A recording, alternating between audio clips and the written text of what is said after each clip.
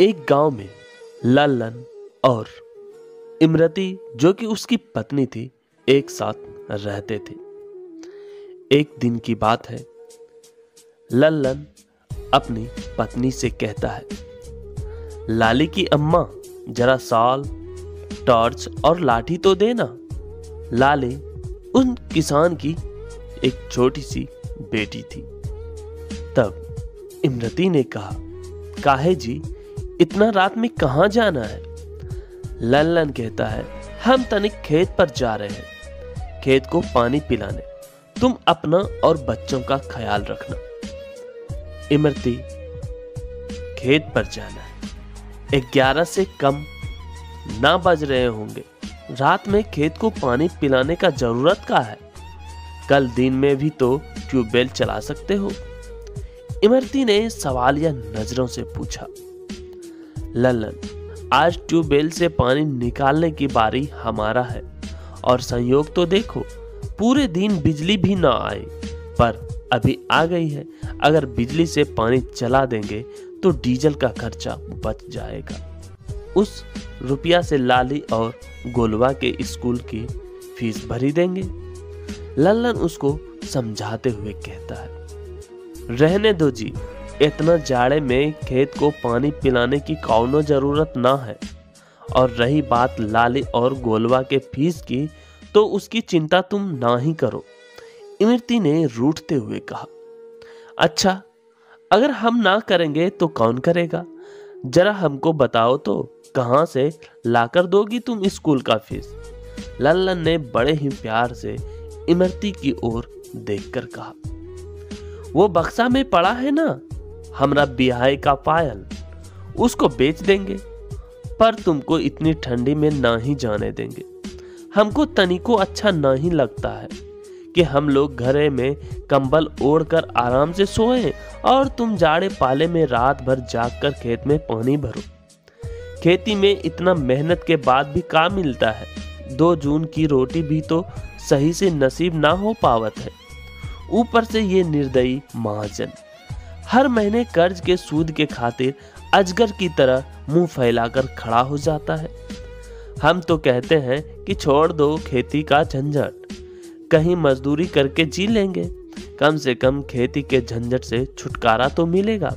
इमरती की आंखें आंसुओं से डबडबा गई। अरे धत पगली, अब जो तुम पायल बेचने की बात की हो, तो कुल मिला जुलाकर गहना के नाम पर एक पायल और मंगलसूत्र ही तो तुम्हारे पास बचा है। वो भी तुम्हारी अम्मा दी थी। हमरा तो भाग ही ना हुआ कि कभी तुमको कछु ला कर दे। बिहाई के बाद कौनो सुख भी ना दे पाए तुमको। लेकिन अब की बार फसल अच्छी होवे की उम्मीद है। इस बार जब हम फसल बेचेंगे तो तुम्हारे लिए एक नई साड़ी, लाली और गोलू के खातिर नया फैशन का ड्रेस लेंगे, और गोलू और लाली दोनों को अंग्रेजी स्कूल में पढ़ाएंगे। अंग्रेजी में जब लाली और गोलू खिटर पिटर करेंगे तो पूरा गांव देखेगा, और जब वो दोनों बड़का अफसर बन जावेंगे तो हम सबका कर्जा उतारी देंगे। फिर देखना, तुम गांव में सब हमको सलाम करेंगे। लल्लन की आंखें उम्मीद भरे सपनों से चमक उठी थी। और तुम्हारे लिए नया कुर्ता और जूता भी मोल ले लेंगे। इमरती चहकते हुए बोली। लल्लन, हाँ हाँ, पूरा हाट ही खरीद लेंगे। जब जावे खेत को पानी पिलाने नहीं तो बिजली रानी चली जाएगी, तो सारा सपना धरा का धरा रह जाएगा। अब तो दे दो साल, टॉर्च और लाठी। इमरती ने कहा, हाँ हाँ, ला रहे हैं। लो, ये साल, ये टॉर्च और ये तुम्हारी लाठी। और अब जा ही रहे हो तो इतना रात में तनिक संभल कर जाना और अपना ख्याल रखना। और ज्यादा देर इमरती उसे हिदायत दिए जा रही थी। अब जाने भी दोगी या सारी हिदायतें आज ही दोगी?